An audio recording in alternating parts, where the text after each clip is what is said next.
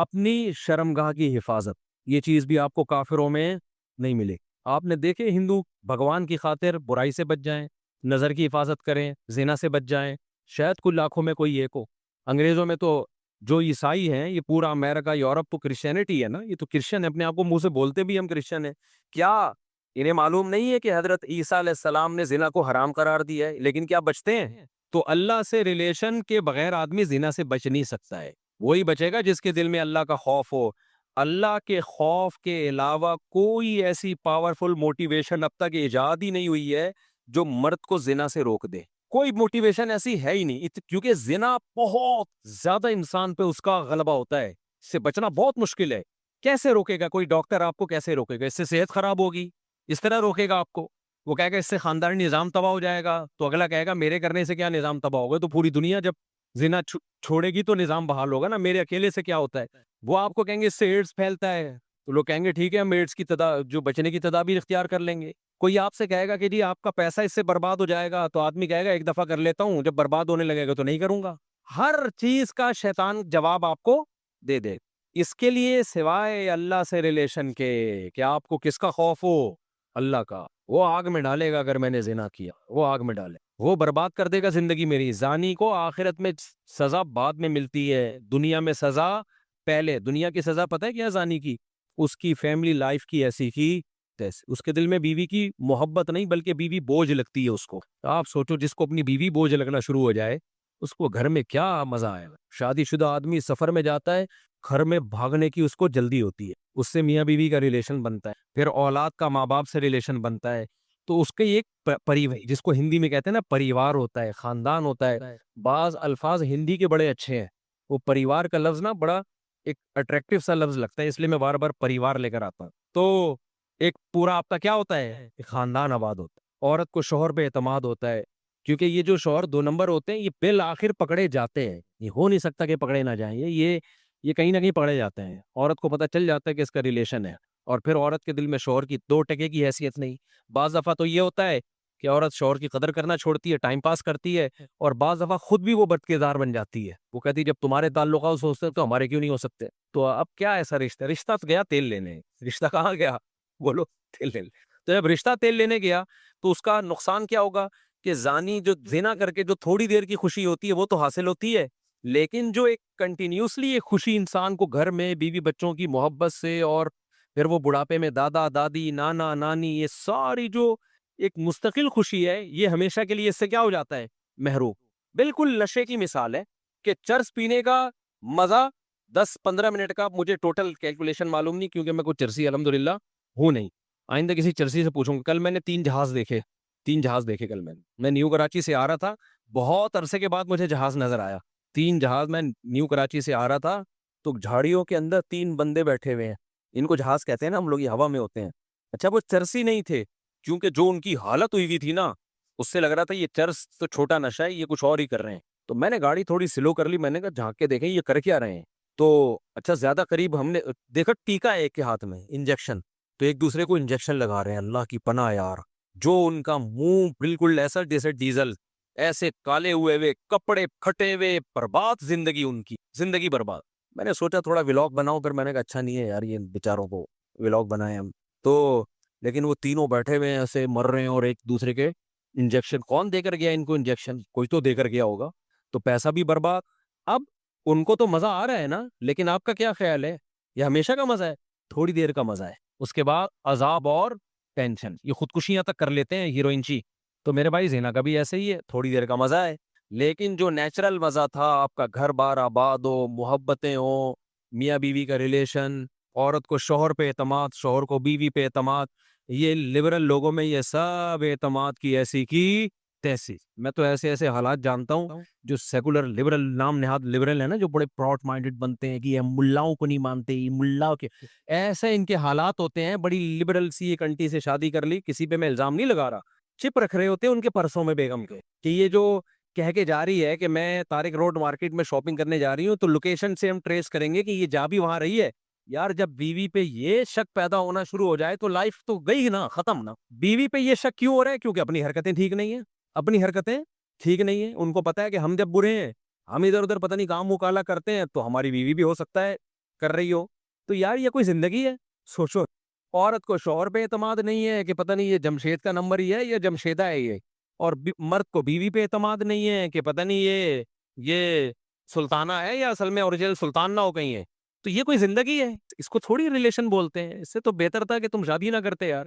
ایسے شکوک ایک دوسرے پہ, شوہر باہر ملک چلا جاتا ہے, وہ بیوی پہ شک کر رہا ہوتا ہے, میں یہاں ہوں پتہ نہیں وہ کیا کر رہی ہے وہاں, عورت کو اس پہ شک ہوتا ہے کہ وہ وہاں پتہ نہیں کیا غلغباڑے کر رہا ہے. یہ ہے مذہب سے بغاوت کا بولو نتیجہ. یہ اللہ دنیا میں زانی کو عذاب دیتا ہے کہ وہ تھوڑی دیر کی لذت, اچھا وہ تھوڑی دیر کی لذت بھی پہلی دفعہ میں اس کو لگے گی, اس کے بعد وہ اس کا عادی ہو جائے گا. تبھی تو یہ جو گورے جو ہومو سیکسولیٹی کی طرف آئے ہیں, کیوں آئے ہیں؟ یہ نائٹ کلبوں میں زنا کر کر کے تھک گئے ہیں, اب ان کو بورنگ ہے یہ. ہمارے یہاں نا ایک صاحب امریکہ گئے اور یورپ گئے, کہتے ہیں گورے اتنے اچھے ہیں, وہاں چڑیا پہنی ہوئی عورتیں گھوم رہے ہیں, گورے دیکھتے ہی نہیں, اور ہمارے ٹھرکی جا کے نا ایسے ایسے چھانک چھانک کے, ایک ہفتہ تو ہمارے ٹھرکیوں کا لڑکیاں دیکھنے میں گزرتا ہے, اس کے بعد جاب تلاش کرتے ہیں وہ. میں نے کہا یہ اس سوسائٹی کا کوئی پازیٹیو پہلو نہیں ہے, یہ نامرد ہونے کی علامت ہے. اگرچہ یہ ٹھرک ٹھیک نہیں ہے, میں ایسے نہیں کہہ رہا آپ مردانگی دکھائیں وہاں جا کے, یہ اس کی علامت ہے اللہ نے ان سے لذت ہی چھین لی ہے, کیونکہ یہ زنا کر کر کے نا اب یوز ٹو ہو گئے. ان کے لیے جمشید میں اور جمشیدہ میں کوئی فرق رہا نہیں ہے, محمود اور محمودہ ان کے لیے برابر ہو گئی ہے. سمجھتے ہو کہ نہیں سمجھتے؟ تو یہی عذاب نہیں ہے کیا کہ ایک لذت جو ایک اللہ نے مرد کے دل میں عورت کی طرف لذت رکھی, وہ لذت ہی چھین لی اللہ نے. ہمارے لوگوں سے نہیں چھینی ہے تو یہ ٹھرکی بنے ہوئے ہوتے ہیں وہاں جا کے. ہاں اللہ نے یہ بولا ہے کہ یہ کام مت کرو بھائی, نظر کی حفاظت کرو, اور حلال طریقے سے جو نکاح کا طریقہ اللہ نے رکھا ہے. تو زانی جو زنا کرنے والا ہے اس کو آخرت میں تو بہت سخت سزا ہے, وہ تو جہنم کی آگ ہے. حضرت جبریل کو نبی نے دیکھا نا معراج میں, تو نبی صلی اللہ علیہ وسلم نے دیکھا کہ کچھ لوگ ننگے مرد اور ننگی برہنہ عورتوں کو آگ میں جلایا جا رہا ہے, اور وہ آگ کے شعلوں کے ساتھ اوپر آتے ہیں. تو آپ نے جبریل سے پوچھا یہ کون ہے؟ جبریل نے فرمایا یہ آپ کی امت کے زنا کرنے والے مرد اور زنا کرنے والی عورتیں ہیں.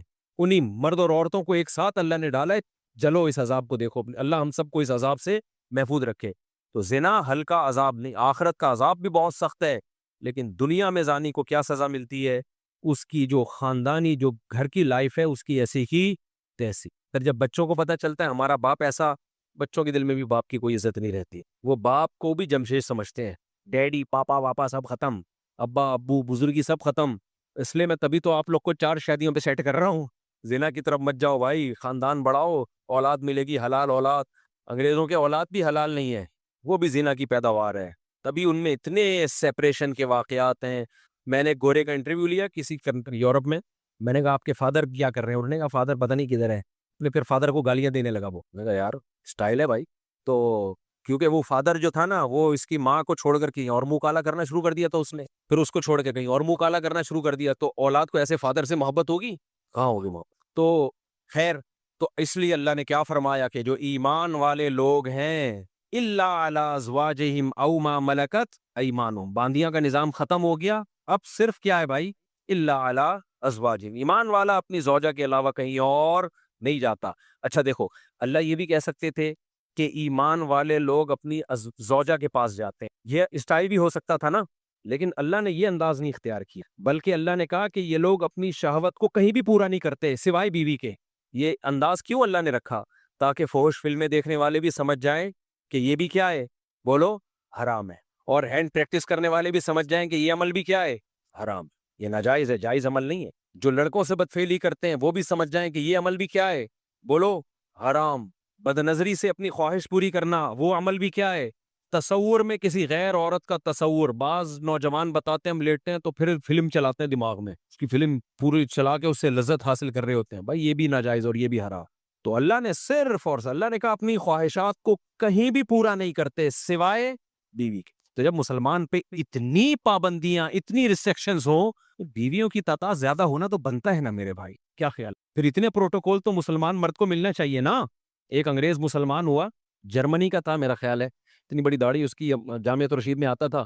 اب جب مسلمان ہوا ہے, جرمنی میں کتنی عیاشی آپ کو بتائے, مسلمان ہوا تو پھر یہاں گلشن اقبال میں کوئی لڑکی کوئی لڑکی تھی, اس سے پھر اس کی شادی ہوئی. بڑا ماشاءاللہ داڑھی واڑی اور بڑا نیک انگریز تھا وہ. میں ملا اس سے, گپ شپ لگائی, تو مجھے کہتا ہے میں تو کروں گا 4 شادی. اس سے یہ ہو رہا تھا کہ میری بیوی نہیں کرنے دے رہی, حالانکہ وہ مسلمان ہے, پاکستانی مسلمان ہے. پھر وہ یہی کہنے لگا یار ہم نے جب اتنی عیاشی چھوڑ دی اسلام کے لیے, ہم نے اتنی بڑی قربان. اور صحت بھی ایسی اس گورے کی. آپ جرمن تو ویسے ہی دیکھا ہوگا نا آپ نے, کیسے ہائٹ ہوتی ہے ان کی, اتنے چماٹ مارے تو بندہ گر جائے. تو ایک دم غصہ ہو گیا میرے سامنے بیٹھے بیٹھے. میں نے کہا بھائی میں نے تھوڑی روکا ہے تجھے, اس کی بیوی اس کو روک رہی تھی تو اس پہ غصہ ہو رہا تھا. ہم یہ ایسے کر رہا تھا انگلش میں نا, انگلش بھی جانتا تھا وہ, جرمن تھا یا پتہ نہیں فرانس کا تھا, بھی مجھے پورا یاد نہیں ہے, واقعہ بھی 15-20 سال پرانا ہے. تو پھر بھائی وہ تو پھر مسلمان کا اتنا تو بنتا ہے نا. اچھا یہ یورپ میں جو یا انگریز عورتیں جو ہے نا, وہ یہ بات آسانی سے ایکسیپٹ کر لیتی ہیں کہ مرد 2 شادیاں کریں, کیونکہ ان کو پتا ہوتا ہے کہ مرد کی دوستیاں بہت عورتوں سے ہوتی ہیں. جو سیکولر لبرل لوگ ہیں, نام نہاد لبرلز کی بات کر رہا ہوں میں, یہ کرتے کیا ہے, ان کی دکھانے کو ایک بیوی ہوتی ہے, لیکن ان کی عورتوں کو بھی پتا ہوتا ہے کہ ان کے تعلقات بہت. دفتر میں ان کی جو سیکریٹری ہے وہ الگ ہے, وہ ایک الگ عذاب بنی ہوئی ہے بیوی کے لیے, وہ بھی چھانٹ چھانٹ کے رکھتا ہے, اس کی کوالیفیکیشن سے زیادہ اس کی شکل دیکھی جا رہی ہے.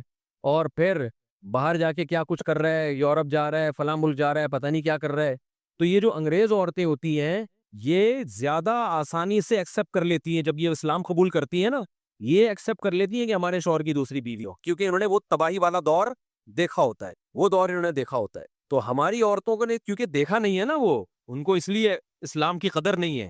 تو اللہ نے کیا فرمایا بھائی, اللہ نے فرمایا الا علی ازواجہم, مسلمان مرد کے پاس اپنی زوجہ کے علاوہ کوئی آپشن نہیں ہے.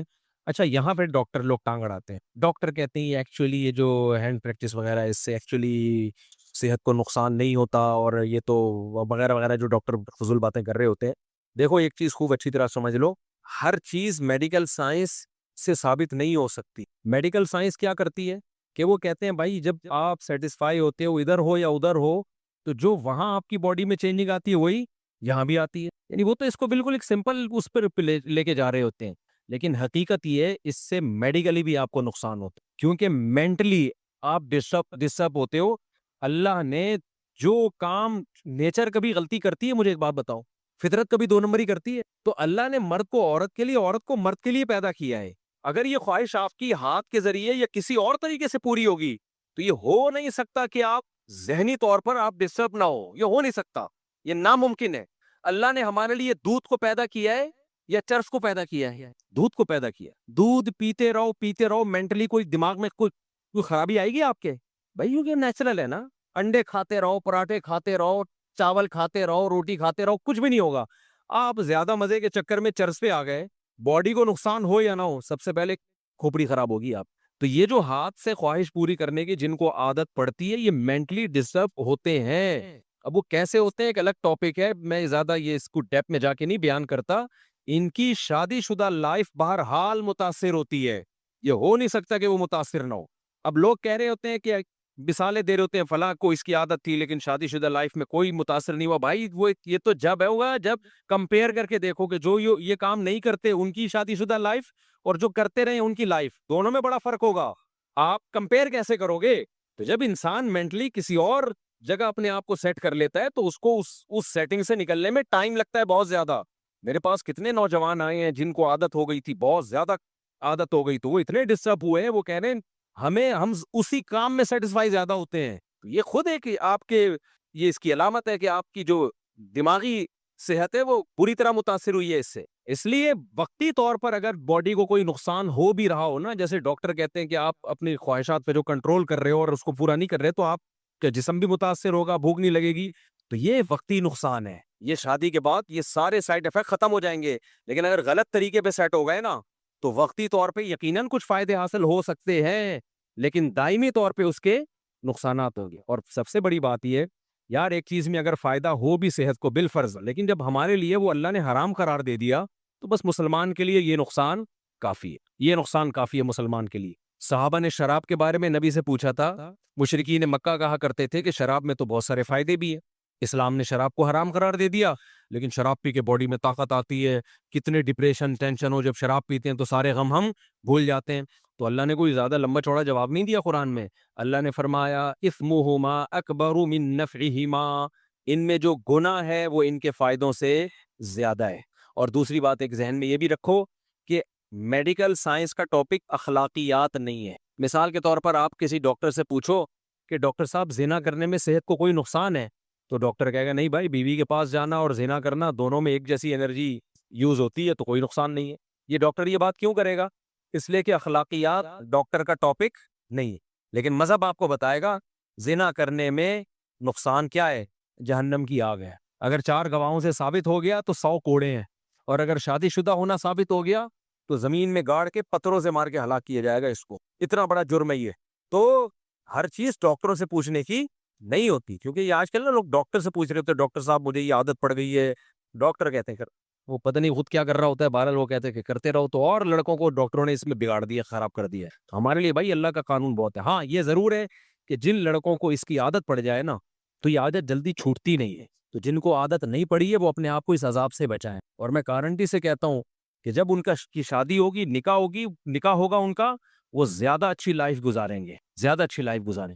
ایک تو وہ شادی کا انتظار کریں گے پاگلوں کی طرح، صحیح ہے، انتظار کریں گے وہ، تو وہ اپنے آپ کو بچائیں اس سے، یہ سوچ کے نہ کریں کہ ایک دفعہ کرنے میں کیا ہوتا ہے، جس نے اس برائی کو ایک دفعہ کیا وہ پھر پڑ گیا اس میں ہمیشہ کے لیے۔ تو بچائیں، جن کو عادت نہیں ہے وہ بچائیں اپنے آپ کو اس برائی سے، اور جن کو عادت پڑ گئی ہے وہ چھوڑنے کی کوشش کریں، اور یہ یقین کر لیں کہ چھوڑنے کی کوشش کریں گے تو انشاءاللہ یہ گناہ چھوٹ جائے گا، چھوٹا نہیں تو کم ہو جائے گا، کم نہیں تو شادی کے بعد چھوٹ جائے گا، لیکن اگر چھوڑنے کی کوشش نہیں کی نا تو پھر نہیں چھوٹتا ہی ہے۔ تو اور چھوڑنے کی کوشش میں کیا ہے، کسی شیخ سے اصلاحی تعلق قائم کریں، حضرت فیروز میمن صاحب ہیں، شاہین اثر حضرت حکیم اختر صاحب کے خلفاء میں سے ہیں، جامع الرشید میں مولانا قاسم صاحب ہیں، کسی اللہ والے سے اصلاحی تعلق قائم کریں، اپنے خیالات کو پاکیزہ کریں، اور جب بھی گناہ ہو اپنے آپ پر کوئی سزا رکھیں، کوئی روزے کی یا کوئی صدقہ وغیرہ کی سزا رکھیں، تو اس سے آہستہ آہستہ یہ گناہ بولو چھوٹ جاتا۔ اور پھر بھی نہیں چھوٹ رہا تو مایوس نہ ہو، کوشش نہیں چھوڑنی ہے، کیونکہ اس کوشش کا پتہ ہے کیا فائدہ ہوگا، اگر آپ نے کوشش نہیں کی تو خوب سمجھ لو یہ اس گناہ تک نہیں رہو گے، پھر اس سے ایک اسٹیپ آگے بڑھو گے۔ جو ہینڈ پریکٹس کرتے ہیں زنا کی طرف پھر وہی جاتے ہیں، کیونکہ ان کو اپنی خواہش پہ کنٹرول ہی نہیں ہوتا، اس کا سب سے بڑا عذاب ہی یہی ہے، کیونکہ وہ نا بار بار ان کے جذبات بھڑکتے ہیں، جو ایک دفعہ ہمت کر کے اس برائی کو چھوڑ دیں ان کے جذبات بھڑکتے ہی نہیں ہیں، وہ کنٹرول میں آ جاتے۔ یہ ایسا جرم ہے، کرو گے تو کرتے رہنے کی عادت پڑے گی، پھر میرے پاس ایسے نوجوان آتے ہیں ایک دن میں 6 7 دفعہ کر رہے ہوتے ہیں یہ برائی۔ تو آپ نے اگر چھوڑنے کی کوشش نہیں کی تو پہلی بات یہ گناہ بڑھتا چلا جائے گا، دوسری بات پھر اس گناہ تک رکو گے نہیں، یہ گناہ آپ کو فحش فلموں تک لے کر جائے گا، پھر فحش فلموں سے زنا تک لے کے جائے گا آپ کو۔ تو چھوڑنے کی کوشش میں کیا ہوگا فائدہ، یا تو چھوٹ جائے گی برائی ہمیشہ کے لیے، یا کم ہو جائے گی، یا کم از کم وہاں اسٹاپ لگ جائے گا، اس سے آگے نہیں جاؤ گے آپ، کیونکہ آپ لڑ رہے ہو شیطان سے تو شیطان بھی دفاعی پوزیشن میں آ جائے گا۔ نہیں آئی میرا خیال ہے بات؟ جب آپ شیطان سے لڑو گے نا، ایک ہوتا ہے اقدامی پوزیشن، بڑھ چڑھ کے حملے کرنا، ایک ہوتا ہے دفاعی پوزیشن، حملہ کوئی اور کر رہا ہے آپ صرف دفاع کر رہے ہو۔ تو اگر آپ نے ہتھیار ڈال دیے اور اس برائی سے بچنے کی کوشش بھی چھوڑ دی تو شیطان اقدامی پوزیشن میں آئے گا، وہ بڑھ چڑھ کے آپ پہ حملے کرے گا، وہ کہے گا ابھی یہ کر رہے ہو، اب اس سے آگے جاؤ، اب اس سے آگے جاؤ، اب اس سے آگے جاؤ، زنا کروا کے چھوڑے گا وہ۔ لیکن اگر آپ چھوڑنے کی کوشش میں لگ گئے، یا تو آپ شیطان سے جیت جاؤ گے، چھوٹ جائے گی برائی، نہیں جیتے تو کم از کم اتنا ہوگا کہ شیطان کو دفاعی پوزیشن میں لے آؤ گے، شیطان کہے گا ٹھیک ہے میں بڑھ چڑھ کے حملے تو نہیں کر رہا لیکن تجھے یہاں تک روکوں گا، میں کم از کم یہ کرتا رہا، اس سے آگے بڑھنے پہ نہیں آئے گا وہ۔ آپ لوگ کو سمجھ میں نہیں آ رہا، رہنے دو۔ اس لیے خلاصہ یہ نکلا کہ جب بھی کسی نوجوان سے یہ گناہ ہو وہ عزم کرے میں اپنے آپ کو سزا دوں گا، سزا کچھ بھی ہو سکتی ہے، وہ خود فیصلہ کرے، صدقہ کروں گا کچھ پیسے، یا روزہ رکھوں گا، یا اتنے نوافل پڑھوں گا، یا صبح کا ناشتہ گول کر دوں گا، یا اس دن کھانا نہیں کھاؤں گا، کچھ نہ کچھ سزا دے، شروع میں ہلکی سزا دے، بہت زیادہ سزا نہ دے، تو آہستہ آہستہ آہستہ، اور پھر اللہ سے دعا بھی مانگے، 2 رکعت پڑھ کے توبہ بھی کیا کرے، تو آہستہ آہستہ یہ گناہ انشاءاللہ چھوڑ جائے گا۔ سمجھتے ہو کہ نہیں سمجھتے؟ تو اللہ نے کیا فرمایا، اللہ علی ازواجہم، اللہ سے اگر ریلیشن مضبوط کرنا ہے تو نکاح کے علاوہ تمہارے پاس کوئی آپشن نہیں ہے، یہ اللہ کا حکم ہے۔ آگے ہم چلتے ہیں، آج میں نے یہ صورت ختم کرنی ہے، اللہ علی ازواجہم او ما ملکت ایمانہم فانہم غیر ملومین۔ اللہ فرماتے ہیں کہ جو تمام راستوں کو خواہش پوری کرنے کے بند کرے اور نکاح کو فوکس کرے، تو جو نکاح کو فوکس کرے گا یہ قابل ملامت نہیں ہے۔ یہ جملہ لگانے کی بھی کیا ضرورت تھی اللہ تعالیٰ کو بھائی؟ نہیں آئی میرا خیال ہے بات؟ اللہ تعالیٰ نے اگر کسی چیز کو حلال کر دیا تو اللہ کے لیے اتنا کہنا کافی ہے نا کہ یہ حلال ہے تمہارے لیے، کہ بھائی بیوی کے پاس جا سکتے ہو، کافی ہے نا یہ۔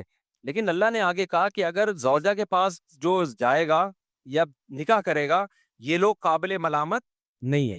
یہ کہنے کی اللہ کو ضرورت کیا تھی بھائی؟ اب جب بھی کوئی قانون بنایا جاتا ہے تو اتنا کہہ دینا کافی ہوتا ہے یہ اللیگل ہے اور یہ لیگل ہے، آگے یہ کہنے کی کیا ضرورت ہوتی ہے کہ جو یہ لیگل کرے گا وہ ملامت کے قابل نہیں ہے. یہ کہنے کی ضرورت پڑتی ہے؟ میں آسان مثال سے سمجھاتا ہوں بات کو. دیکھو ڈاکٹر سے آپ نے پوچھا کہ ڈاکٹر صاحب کیا کیا کھا سکتا ہوں, کیا کیا نہیں کھا سکتا, تو ڈاکٹر کہے گا کہ بھائی آپ کا چونکہ گلا خراب ہے آپ اچار نہیں کھا سکتے, آپ کولڈ ڈرنک نہیں پی سکتے, آپ یہ نہیں پی سکتے. ڈاکٹر صاحب کیا میں گنے کا رس پی سکتا ہوں؟ ہاں پی سکتا ہوں. ہاں آپ پی سکتے ہو. ڈاکٹر یہ کہے گا نا, بس اتنا کافی ہے. تو اللہ بھی یہ کہہ دیتے بھائی یہ حرام ہے, اور نکاح کر کے جو خواہش پوری کرتے ہیں وہ کیا ہے؟ حلال ہے. لیکن اللہ نے کہا کہ جو اپنی نکاح کر کے خواہش پوری کرتے ہیں یہ لوگ قابل ملامت نہیں ہیں, کیونکہ اللہ کو معلوم تھا کہ کچھ صوفی مزاج لوگ فنٹر بنیں گے اور شادیاں کرنے والے کو بھی تانے دیں گے شہوت پرستی کے, کیونکہ وہ یہ سمجھیں گے کہ یہ دنیا داری ہے. وہ کہیں گے بھائی حرام سے بھی بچو, حلال میں بھی بقدر ضرورت اکتفا کرو. کیا شادیوں میں لگ گیا ہے, اور کوئی کام نہیں ہے تمہارا؟ ابھی ایک شادی, پھر دوسری شادی, پھر تیسری شادی, پھر چوتھی, کیا ہو گیا یار یہ آپ؟ تو اس لیے اللہ نے فرما دیا کہ جو نکاح کو فوکس کر رہا ہے اس کو میں نے پرمیشن دی ہے, اپنے خرچے پہ کر رہا ہے, برابری کرے گا. تو کوئی اگر اس کو تانا دیتا ہے نا ملامت کا کہ ابے یار تو بھی ہے تو بھی ٹھرکی, پہلے تو حرام کر رہا تھا ادھر ٹھرکتا, اب شادیوں پہ سیٹ ہو گئے تو ہے تو ٹھرکی ہے. نہ نہ نہ نہ, اللہ کہتے ہیں یہ میری طرف سے اس کی پرمیشن ہے, لہذا اس کو ٹھرکی کہنے کی کسی کو اجازت. مذاق میں کہتے تو الگ بات ہے, میں نے بھی یونیورسٹی میں کسی کو مذاق میں کہہ دیا تھا. یونیورسٹی میں میرا بیان ہوا تو کسی نے 4 شادیوں کی بات کی, ایک دم لڑکے ایک دم جوش میں آ گئے نا, میں نے کہا تم سب ٹھرکی ہو. وہ مذاق تھا, یہ صحیح ہے. تو کیونکہ میرا ویسے کچھ نہیں ہو رسپانس آ رہا جیسی یہ بات ہوئی ایک دم سب. تو اللہ تعالیٰ نے یہاں یہ اس لیے کہا ہے, تبھی فتاوی قاضی خان ایک فقہ کی بہت پرانی کتاب ہے, اس میں لکھا ہے کہ اگر کسی شخص کے پاس 2 بیویاں تھیں, اس نے ایک اور شادی کی, اور کسی نے اس کو تانا دیا کہ یار کیا کر رہا ہے یار, تیری خواہش 2 سے پوری نہیں ہوئی ہے کیا, تو یخاف علیہ الکفر, اس پہ خطرہ ہے کہ وہ کافر نہ ہو گیا ہو, کیونکہ اللہ نے باقاعدہ پرمیشن دے کے کہا ہے کہ یہ قابل ملامت بولو نہیں ہے. جب اللہ نے کہہ دیا کہ کرنے دو, اپنے خرچے پہ بھیک لے کے کر رہا ہو تو پھر بھیک کی ملامت کرو یار, یہ کیا کر رہا ہے. جب اپنے خرچے پہ کر رہا ہے اور ان میں اگر بے عدلی کر رہا ہے تو بھی قابل ملامت ہے. اس کو آپ یہ کہو یار حقوق کیوں ادا نہیں کر رہے, اس میں بھی اس کو ملامت کی جائے گی. یار شادیاں تو کرے جا رہے ہو, حقوق پورے نہیں کر رہے, اس پہ بھی ملامت کی جائے گی. لیکن ہمارے یہاں حقوق بھی پورے کر رہا ہو, برابری بھی کر رہا ہو, شادی بھی اپنے خرچے پہ کر رہا ہو, تو بھی تانے دیتے ہیں. کیا 2 سے دل نہیں بھرا؟ میں نے جب 2 کی تھی نا, جب میری تیسری ہوئی ہے, تو میرے قریبی ریلیٹیو ہیں, مجھ سے بڑے بھی ہیں, احترام بھی ہے ان کا میرے دل میں, تو میرا خیال تھا ملیں گے, ویل ڈن ماشاء اللہ. ایسے مجھے دیکھا انہوں نے, کیا ہو گیا 2 سے دل نہیں بھرا تھا کیا؟ ایسے مجھے انہوں نے کہا کہ میں عجیب, تھوڑی دیر کے لیے مجھے شوق لگا, میں بہت شرمندہ ہوا کہ یار میں شاید کوئی غلط آدمی ہوں.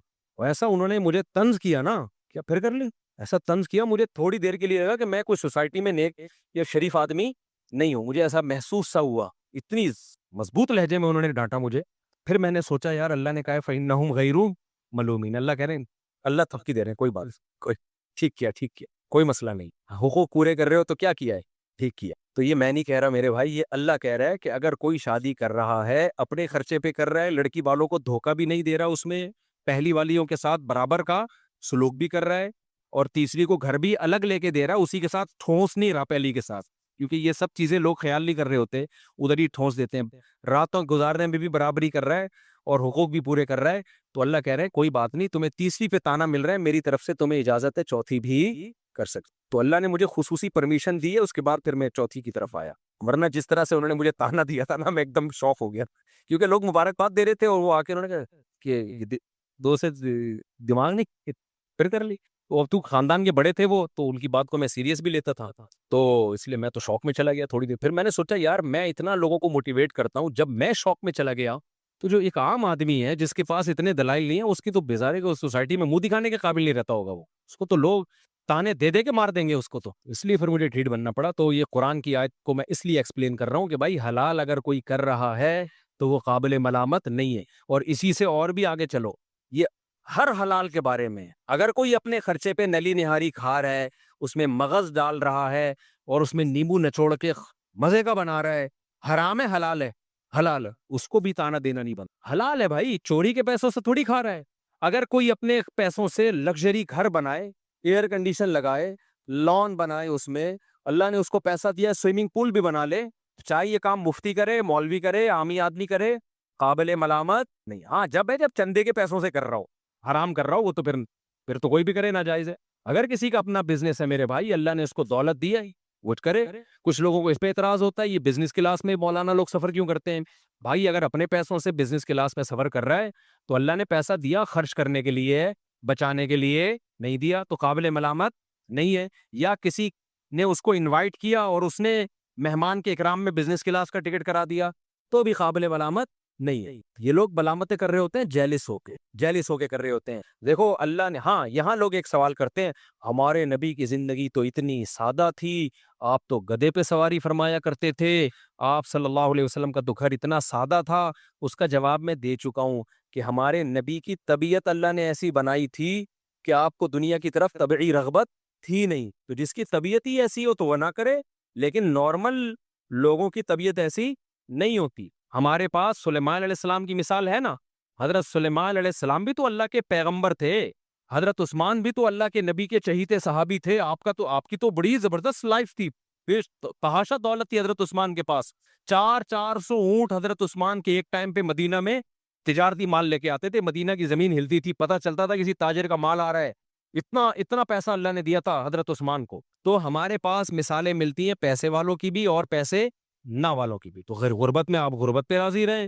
دولت, میرے شیخ جو حضرت مفتی رشید احمد صاحب تھے, تہجد میں 5 پارے پڑھنے کا معمول, اور اتنا اللہ کا خوف تھا. جو پرانے لوگ ہیں جانتے کتنے بڑے پرہیزگار تھے, اور دنیا کی محبت زیرو تھی, لیکن لائف لگژری تھی بھائی. لائف کیا تھی, پگڑی اتنی مہنگی پہنتے تھے, کرتا ایسا سفید چمکتا ہوا, بہت مہنگا کرتا تھا. گھڑی 1985 میں 60,000 کی گھڑی لی تھی انہوں نے. اس وقت 60,000, آج سوچ لو کتنے لاکھ کی پلاٹینم کی گھڑی تھی, بہترین نہیں. وہ ان کی لگژری گاڑی ایسی تھی, کویت کے شہزادے سے خریدی تھی. سوچ لو کیا گاڑی ہوگی. ہم جب گاڑی میں بیٹھتے تھے کبھی کبھار ہمارا دل ہی نہیں کرتا تھا, ہم کیونکہ رکشے سے آتے تھے مدرسے, اور ان کی کبھی گاڑی میں بیٹھے تو اترنے کا دل نہیں کرتا تھا.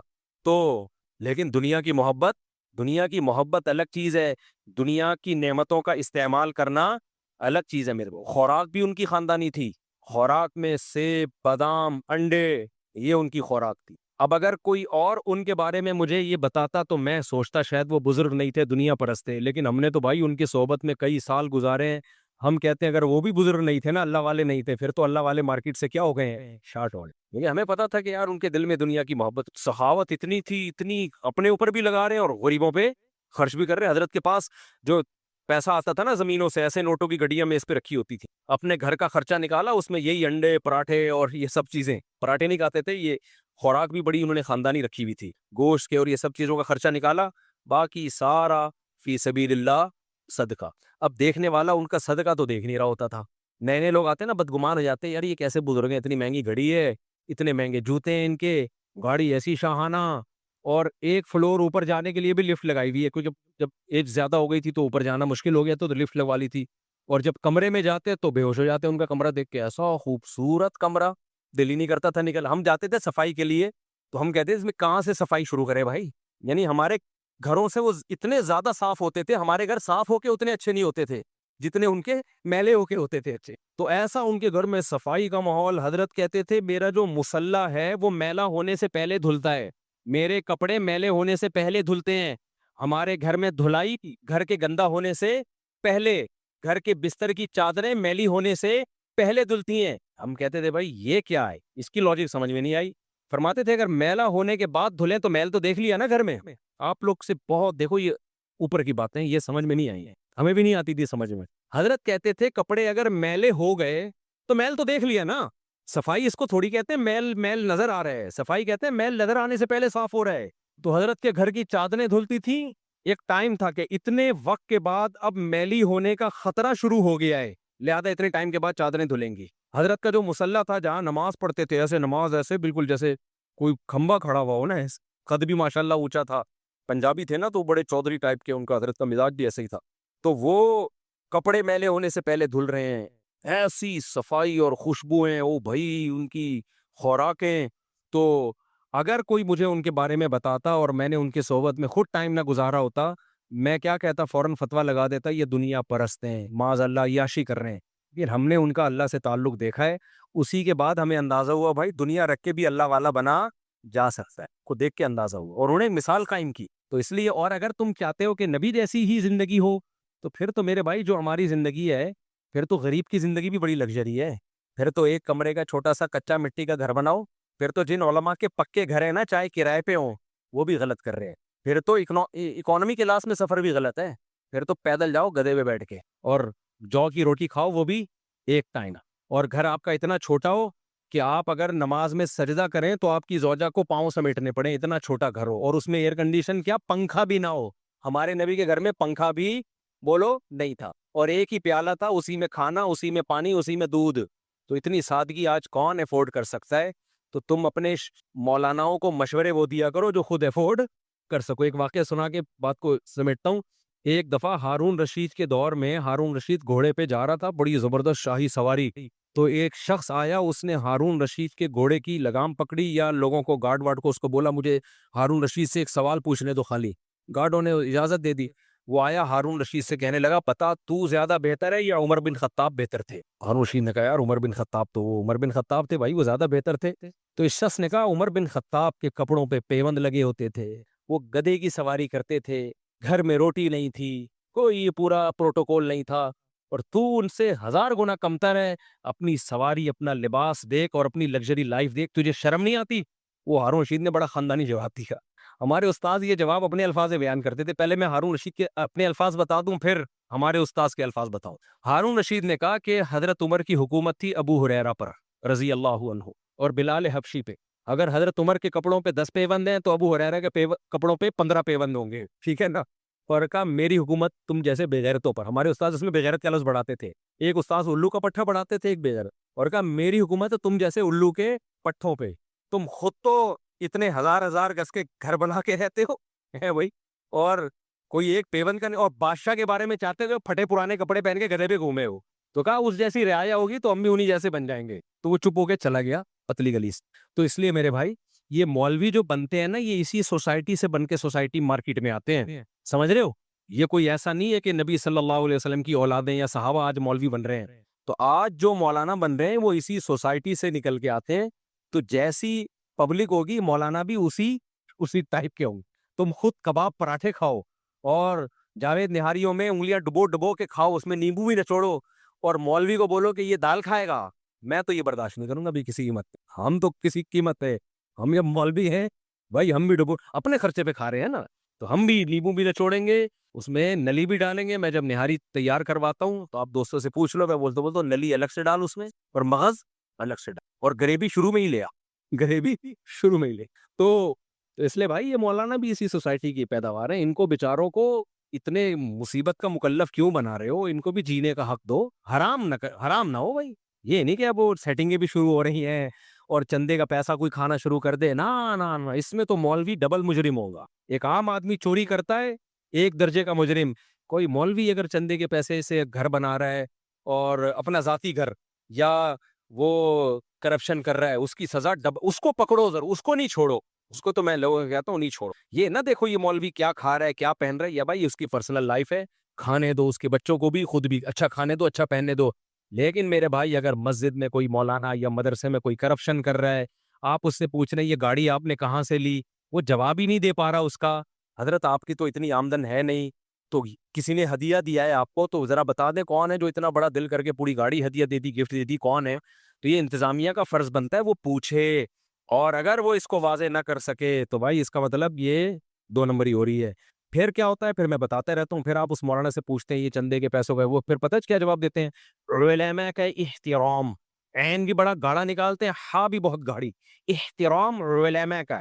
جب میرے پاس کیس آتا ہے میں ان سے کہتا ہوں کہ علماء سے سوال تو کیا جائے. اسلام میں جب نبی نے یہاں تک کہہ دیا کہ میری بیٹی فاطمہ اگر چوری کرتی ان کا ہاتھ کاٹا جاتا, یار سیدہ فاطمہ کے ہم 100 دفعہ مر کے پیدا ہو جائے ان کی خاک کے برابر نہیں ہے.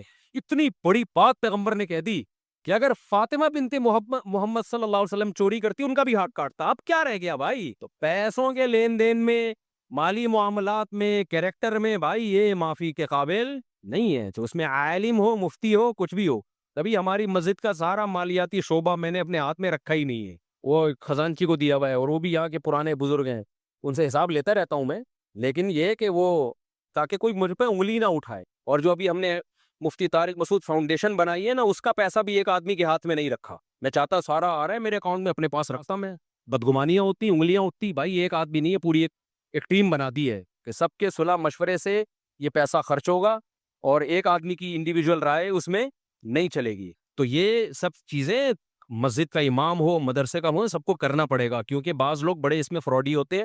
میں نہیں کہہ رہا امام اور محتمم فراڈی ہوتے ہیں, نہ, فراڈی لوگ بھی مدرسے کے محتمم بن جاتے ہیں, بعض دفعہ فراڈی لوگ بھی مسجد کے امام بن جاتے ہیں. تو اس میں پھر علم اور احترام یہ ہوا نہیں چلے گی. ان سے بولو بھائی سسٹم میں سب آئیں گے, پورا حساب ہوگا, اور ایک آدمی کے پاس یہ اتنی بڑی مالیاتی نظام ہونا نہیں چاہیے. ایک آدمی کے پاس نہیں ہو, یہ آپ کتنے ہی نیک ہیں پھر بھی نہیں ہوگا, کیونکہ نبی صلی اللہ علیہ وسلم نے ہمیں بدگمانی کے مواقع فراہم کرنے سے بھی منع کیا ہے.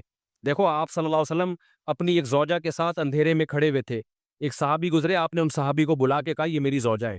ان صحابی نے کہا یا رسول اللہ میں تھوڑی آپ پہ شک کروں گا, لیکن نبی نے ان کو شک کا جو شیطان کو جو وسوسے کا موقع تھا وہ بھی کیا کر دیا, دور. تو یار پیغمبر اپنے بارے میں وضاحتی بیان دے رہے ہیں کہ بھائی یہ میری زوجہ ہے, یہ نہ مت سمجھ لینا کو کہ نامحرم عورت ہے. تو جب پیغمبر اپنے بارے میں وضاحتی بیان دے رہے ہیں تو مدرسے کا محتمم یا مسجد کا امام اس سے کیوں نہیں پوچھا جائے گا جناب اتنا پیسہ آ رہا ہے آپ تو کوئی حساب ہی نہیں دیتے, وہ بندے آتے ہیں نوٹوں کی گڈی پکڑائی اور پتلی گلی سے نکل لی ہے, یا آپ کو ذاتی کوئی ہدیہ دے رہا ہو, آپ جانے وہ جانے, یہ کیا ہے, تو مسجد کا ہے, یہ مدرسے کا ہے, تو آپ نے ٹیم ہونی چاہیے. اچھا بعض لوگ ٹیم کو بٹھاتے ہیں, وہ ٹیم کا کام بس سائن کرنا ہوتا ہے, اس کو کوئی پوچھنے والا اس سے نہیں ہے, اس کو ایک بس آڈٹ کرنے کے لیے اکاؤنٹنٹ کو وہ بیوقوف بنانے کے لیے بٹھائے ہوا ہوتا ہے. تو یہ اس کی شریعت میں اجازت, ان چیزوں پہ اعتراض کرو, نہاری پہ اعتراض مت کرو. بزنس کلاس میں سفر کر رہا ہے اس پہ اعتراض مت کرو, کوئی گاڑی میں گھوم رہا ہے اس پہ اعتراض مت کرو, یہ اعتراض بنتا نہیں ہے. پھر گدھے پہ لانا پڑے گا اس کو, کیونکہ اس سے پہلے پھر وہ تو سائیکل پہ بھی جائے گا. تو نبی کے دور میں تو بھائی سائیکل بھی نہیں تھی, لوگ گدھے پہ سواری کرتے تھے.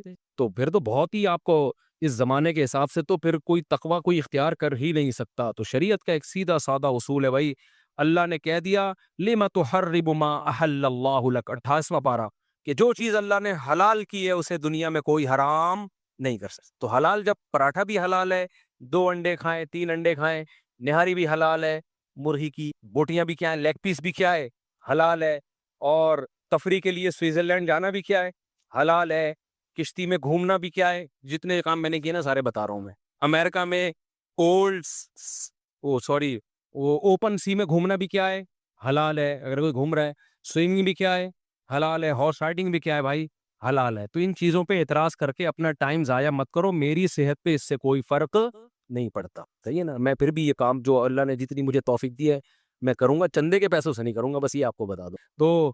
تو خلاصہ, آج بھی صورت ختم نہیں ہوئی, ٹائم ہمارا پورا ہو گیا. خلاصہ یہی نکلا کہ اللہ سے ریلیشن کے لیے 2 کام کرنے پڑیں گے, ایک نماز کی پابندی اور ایک اپنی خواہشات کو حلال تک محدود رکھنا, بد نظری سے حفاظت, زنا سے حفاظت. یہ دونوں کام کیے بغیر اللہ پہ آپ کے ریلیشن کو ریلیشن مانتا نہیں. آج کیا ہو رہا ہے, لوگ ایسے کچھ رسومات بس پوری کر رہے ہوتے ہیں, ربیع الاول میں کر لیں گے, کچھ محرم میں کر لیں گے, کچھ قرآن خوانیاں کر لیں گے, اور سمجھتے ہیں کہ بس ہم تو بڑا مذہبی گھرانہ ہے ہمارا. مذہبی گھرانہ اس کو نہیں کہتے, مذہبی گھرانہ 9:15 پہ نماز ہے, بس ٹائم تو ہو گیا, کافی ہو گیا. تو اللہ تعالی ہمیں سمجھنے کی, عمل کرنے کی توفیق عطا فرمائے. اللہ علی ازواجہم او ما ملکت فإنہم غیر مؤمنون فمن ابتغى وراء ذلك فاولئک هم العادون. آگے پھر آیت میں نے اگلے ہفتے آگے سے شروع کرنی ہے, دوبارہ یہ نہ ریپیٹ کر دوں میں. والذین هم لاماناتہم وعہدہم راعون, یہ مجھے یاد دلانا, اگلے ہفتے یہاں سے شروع کرنا ہے کہ ایمان والوں کی ایک اور علامت ہے ایگریمنٹ کی پابندی. جو زبان ہے اس کے پکے ہوتے ہیں. آج یہ بھی ایک بہت بڑا عذاب ہماری سوسائٹی میں آ گیا کہ مسلمان کی زبان ایک ہے ہی نہیں. آپ ٹھیکیدار کو پیسے دے دو ایڈوانس میں, رلا دے گا, آپ کا گھر نہیں بنا کے دے گا. آپ بولے کہ قبر بنا دے یار, وہ سستے میں بن جائے گی, گھر رہنے دے, اتنا رولائے گا نا وہ, ایڈوانس پیسے پکڑا دو آپ. امریکہ یورپ میں یہ ہوتا ہے کہ اگر آپ نے ایڈوانس پیسے دے دیے نا, وہ سارے کام کو چھوڑ کے سب سے پہلے آپ کا کام کرے گا. وہاں ملکوں میں, جاپان میں یہی ہے, وہاں لوگ بتاتے ہیں کہ ہمیں جب کوئی کام جلدی کرانا ہوتا ہے ہم ایڈوانس میں سارے پیسے پکڑا دیتے ہیں, پھر وہ لوگ ایگریمنٹ کی پابندی کرتے ہیں, ان کی تربیت ہوئی ہوئی ہے اس بارے میں, وہ سارے کام چھوڑے گا پہلے آپ کے کام کرے گا. ہمارے ہاں اگر آپ نے اچھے اخلاق کا مظاہرہ کرتے ہوئے کسی کو ایڈوانس میں پیسے پکڑا دیے, ہمارے ایک سعودی دوست تھے, انہوں نے یہاں ڈیفینس میں بزنس کرنا تھا, ہوٹل کھولنا تھا, ان کو سعودی عرب کا تجربہ تھا کہ یار ایڈوانس میں پیسے دو تو فوراً بن جاتا ہے. انہوں نے ادھر ڈیفینس میں ہوٹل کے ایڈوانس میں پیسے ٹھیکیدار کو پکڑا دیے, اب تک رو رہا ہے وہ بندہ, 3 سال ہو گئے. میں نے کہا ہوٹل تو گیا تیل لینے, تمہارے پیسے واپس مل جائے نا, جس دن تمہارے پیسے واپس مل جائیں تو بول دینا کہ مفتی صاحب بیان میں غلط بیانی سے کام لیتے ہیں, پیسے بھی واپس نہیں ملیں گے. بولے مفتی صاحب کو تو معلومات ہے ہی نہیں, اتنا نیک آدمی, اس نے پیسے واپس کر دیے. تو میں نے کہا پیسے بھی گئے, ہوٹل بھی. تو یہ ایگریمنٹ ہمارے یہاں ماشاءاللہ مسلمان ایگریمنٹ کا پکا ہوتا ہے بھائی. اس کے بغیر اللہ آپ کے دین اور مذہب کو اللہ مانتا نہیں ہے. تو چند رسومات کا نام نہیں ہے اسلام. یہ اخلاقی جب تک اوصاف میرے اور آپ کے اندر پیدا نہیں ہوں گے اس وقت تک اللہ ہمیں اپنا ماننے کے لیے تیار